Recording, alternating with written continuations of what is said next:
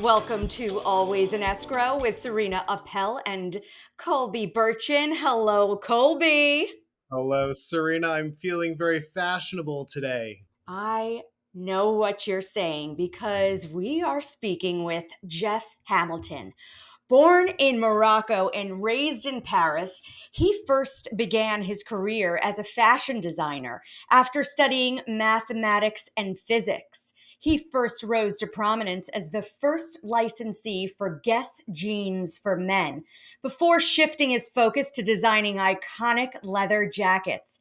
Hamilton's work became legendary in the 1990s when he created the NBA championship jackets worn by the likes of Michael Jordan, Kobe Bryant, and LeBron James, solidifying his reputation as a designer for athletes, musicians, and celebrities worldwide. Jeff, welcome to our show. Thank you for the kind and flattering introduction. I'm very honored to be with you guys. Jeff, it's our honor, but we recently were at a charity event, Serena, right, where we met Jeff, and you were so kind and so approachable, and you're doing this, our podcast, and it means the world to us. So thank you so much. My true pleasure. Okay, so let's get right into it.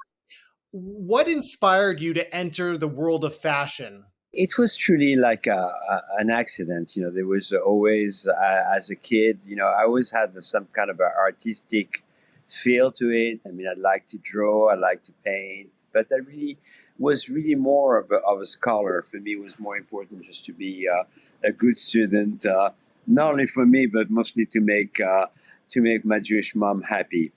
So so I was really very disciplined in my work, and I was always very ambitious. Growing up from a very modest family in Morocco and then raised in France, I always had that sense of desire for the American culture.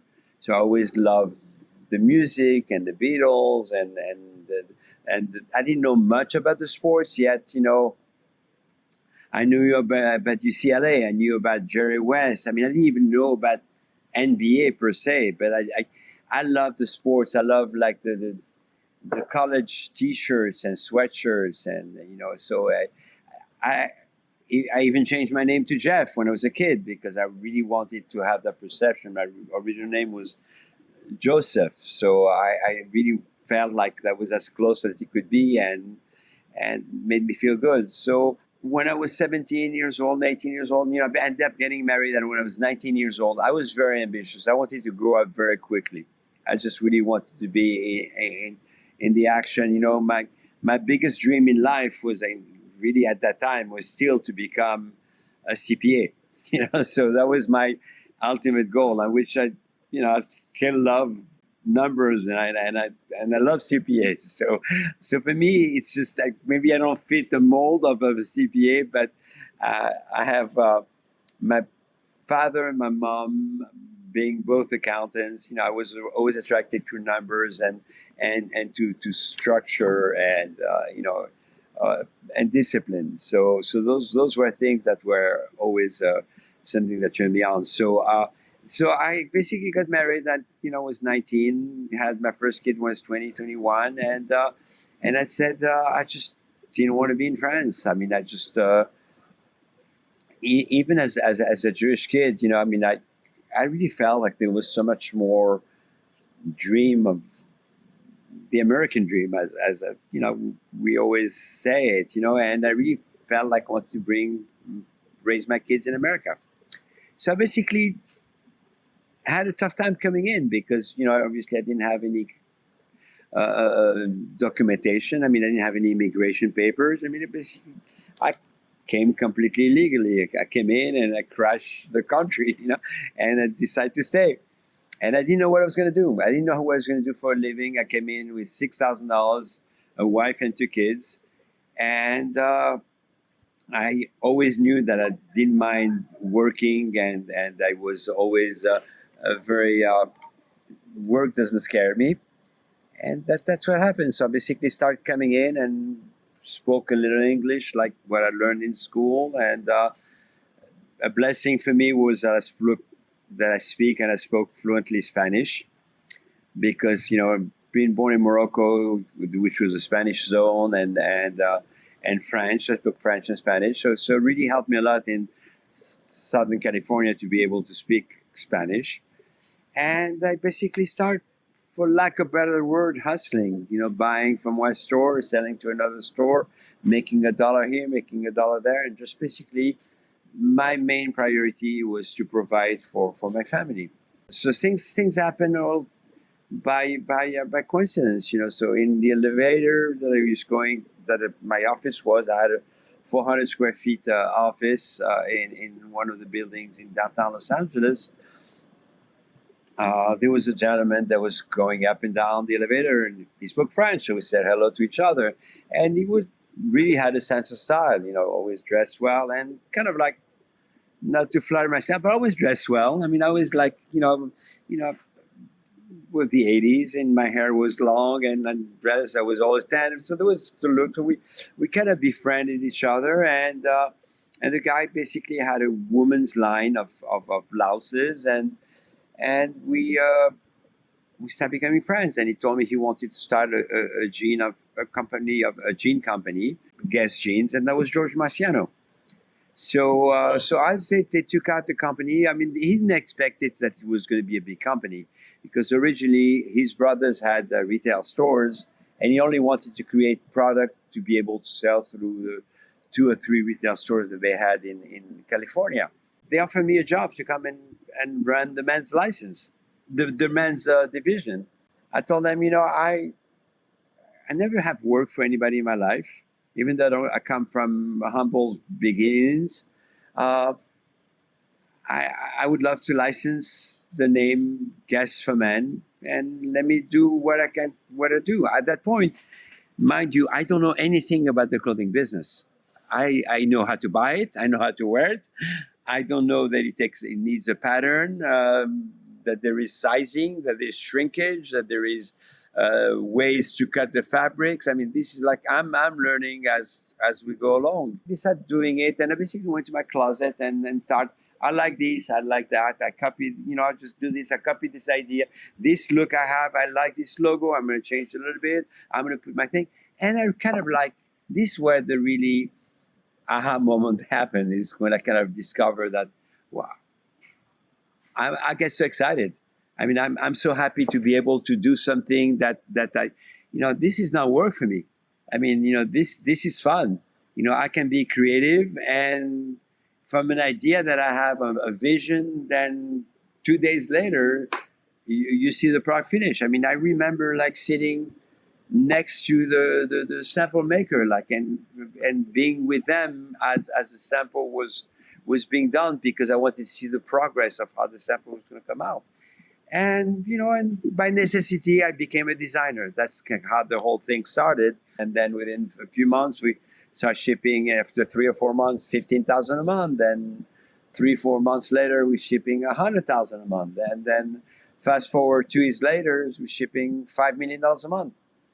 And, it was just organic. Everything sounded so organic for you. Yeah, and it's better, but it's like also the blessing of the curse, because you almost take it for granted that you become entitled. You think your ego takes over, because you feel, well, I am the one who made it. It's my hard work that did it. It's just like we're lucky to have the blessings to be able to do something that we love and let's appreciate. Let's maybe at the time, I don't know if I was treating the people the right way. I don't know how I was. I mean, I for sure didn't like the way I was.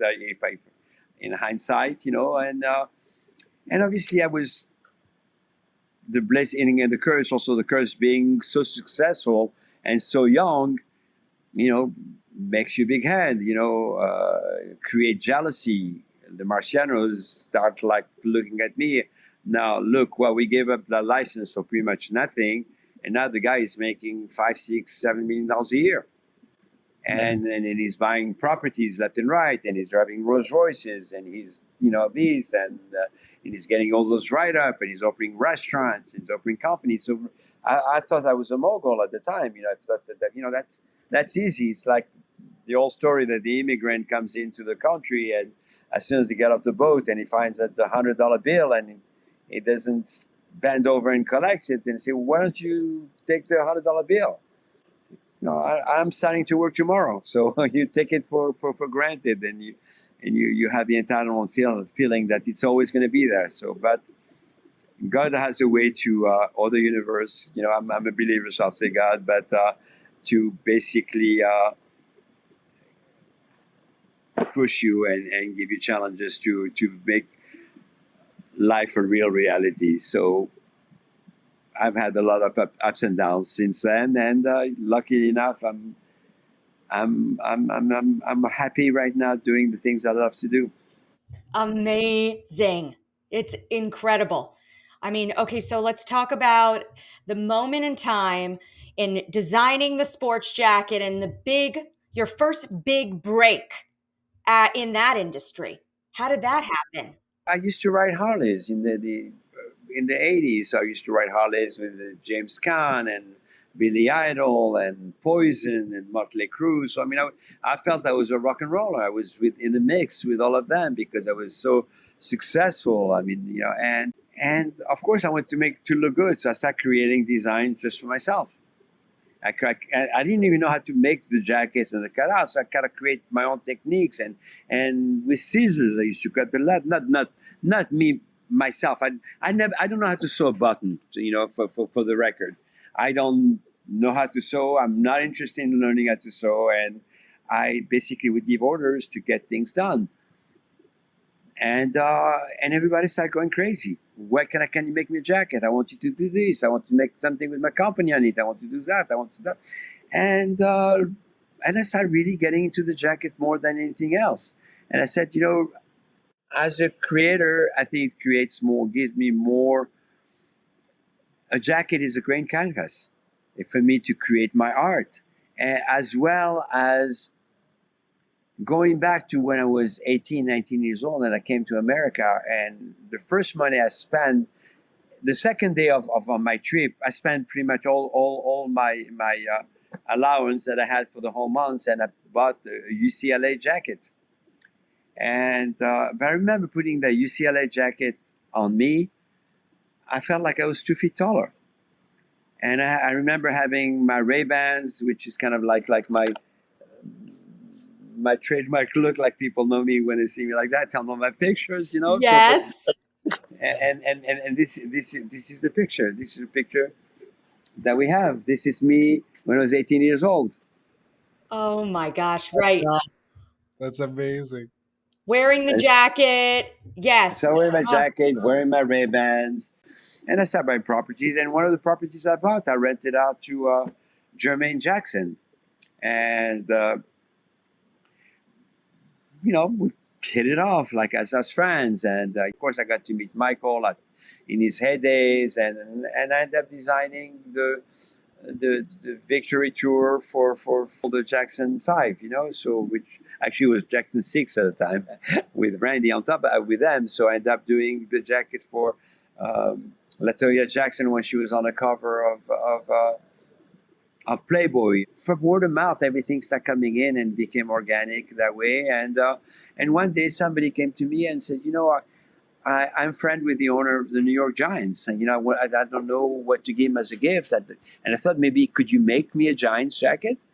I said, I don't have a license, but if you tell me I can do it, I mean, I'll do it. So I made him a jacket, which at the time was $500 for the jacket, and the guy just went crazy, loved it, and to the point that the next day I got a call from the NFL and said, we love what you're doing. This is amazing. And I didn't even know how to produce it, to be honest, because we did everything with scissors. We didn't have techniques of how to produce a jacket. We cut it in pieces and, just do whatever we could. In my mind, I said, there's no way people are going to pay $1,000 for a jacket. I would not certainly pay $1,000 for a jacket, even though I was wealthy. But I think it would look good for me on my business card to say I love sports at that time. Not that time. fast forward 1986, I'm like close to 30 years old. I'm all into the American sport, into the American culture. I really embraced everything, and I said I would look good in my car to have the NFL logo and tell them I'm a licensee. So what if I sell 100 jackets a year? You know, it still allows me to be in the mix and be in the culture. And of course, that went in, just went crazy. Then same thing happened with the M people. There was a Michael Jordan era. I spoke to him the first time in 1986, 38 years ago. And Magic Johnson introduced me to him.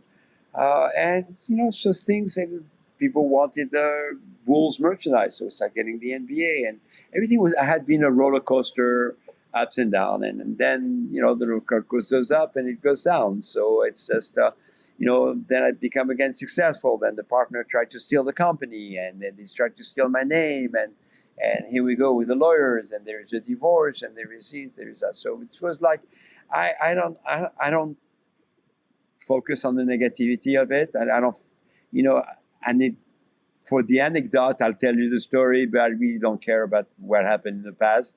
I don't care what happened in the future either. I just love to live in the moment and be able to be blessed at 69 years old and doing the things that I do, and wake up every in the morning and coming to work, and which is not work. This is me, a passion. And I use the same analogy. If Michael Jordan was not worth $3 billion, he'll still be in his backyard shooting basketballs. Tell us, is there any collaborations in the future? What's next for Jeff Hamilton? Tell us.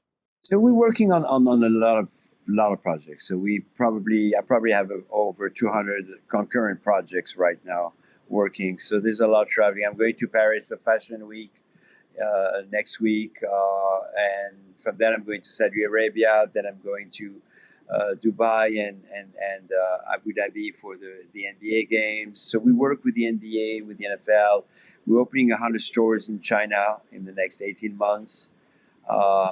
We working with all the big fashion houses. We're working with Pharrell on another line for him. So working with all the top designers. Every single jacket, some of them for certain projects, I create a piece of art to go with them. So this is one of the pieces of art that we do. So instead of giving you the sterile computer CAD that has a drawing, I basically tell a story. At the end of the day, biggest blessing, I think, more of it, which is probably the most pretentious and the most humbling quality, is that you think that you might have a legacy.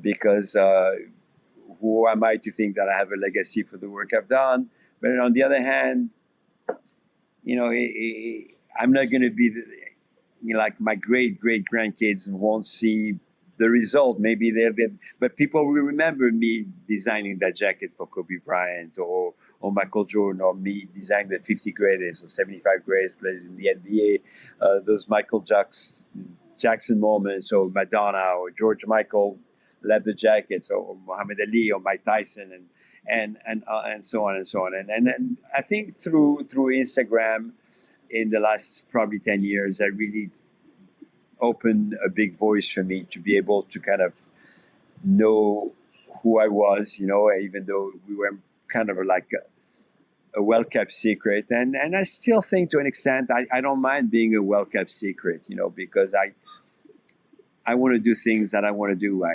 Well, I think, and I'm sure Serena agrees, you are one of a kind. You're a true mensch. I could talk to you all day long. Likewise. I love being with you, and being with you in person really does carry over. And being with you right now, as I sit here in my house, that the presence that you bring, and I absolutely agree. Wow, what an incredible journey. We can watch along. You share so much on your feed at Jeff Hamilton. Thank you for being with us, Jeff, and for all that you do. Thank you, Serena. Thank you, Colby. I really appreciate the time. Thank you so much. And we look forward to all your future endeavors.